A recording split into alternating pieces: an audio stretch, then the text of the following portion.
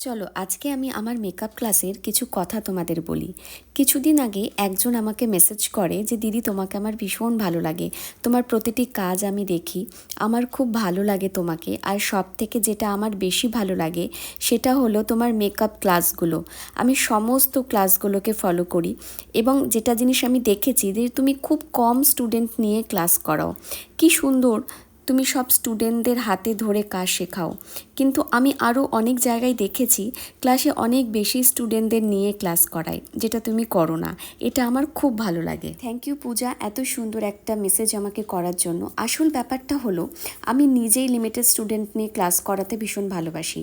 আমার প্রথম ব্যাচ থেকে যদি দেখে থাকো তবে বুঝবে আমি প্রথম ব্যাচ থেকে এটা কিন্তু ভীষণ মেনটেন করে এসেছি। আমার প্রথম থেকে এই চিন্তাধারা ছিল যে আমি লিমিটেড স্টুডেন্ট নিয়েই ব্যাচে ক্লাস করাবো এবং প্রত্যেকটা স্টুডেন্টকে হাতে ধরে কাজ শেখাবো। আর একটা কথা, এই চিন্তাধারাটা কিন্তু সবার সেম নাও হতে পারে। আমি কম স্টুডেন্ট নিয়ে ক্লাস করাতে কমফর্ট ফিল করি।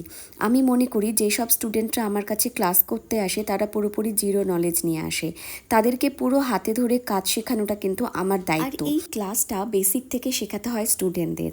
আর এটা নয় যে স্টুডেন্টরা কাজ মোটামুটি জানে, তারা শুধু স্কিল ডেভেলপ করার জন্য এসেছে। এই রকম হলে অনেকজন স্টুডেন্ট নিয়ে ক্লাস করাতে কিন্তু প্রবলেম নেই। আমার কোনো জায়গা থেকে মনে হয় অনেক বেশি স্টুডেন্ট ক্লাসে নিয়ে নিলে সব স্টুডেন্টদের কাছে গিয়ে হাতে ধরে কাজ শেখানোটা কোনোভাবেই সম্ভব হয় না। তাই আমি যেদিন থেকে ক্লাসটা শুরু করেছিলাম আমি এই চিন্তাধারা নিয়েই শুরু করেছিলাম যে লিমিটেড স্টুডেন্ট নিয়ে আমি ক্লাস করাবো আর ক্লাসে প্র্যাকটিস এক্সামের মেকআপ প্রোডাক্ট একাডেমি থেকেই প্রোভাইড করব, যেন স্টুডেন্টরা আমার প্রোডাক্ট দিয়ে ক্লাসে প্র্যাকটিস করতে পারে। এই ভাবনারও কিন্তু অনেক কারণ আছে। কারণটা এই রকম, অনেক স্টুডেন্টের মেকআপ শেখার কোর্স ফিটা হয়তো অনেক কষ্ট করে ম্যানেজ করে।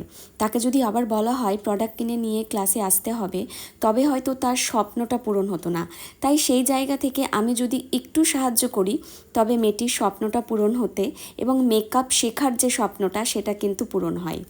আর তোমাদের সকলের আশীর্বাদ ও ভালোবাসায় আমি যত দিন ক্লাস করাবো এইভাবেই করিয়ে যাব, যেন সবার স্বপ্নগুলোকে যেন পূরণ করতে পারি আর হাতে ধরে সুন্দরভাবে শেখাতে পারি।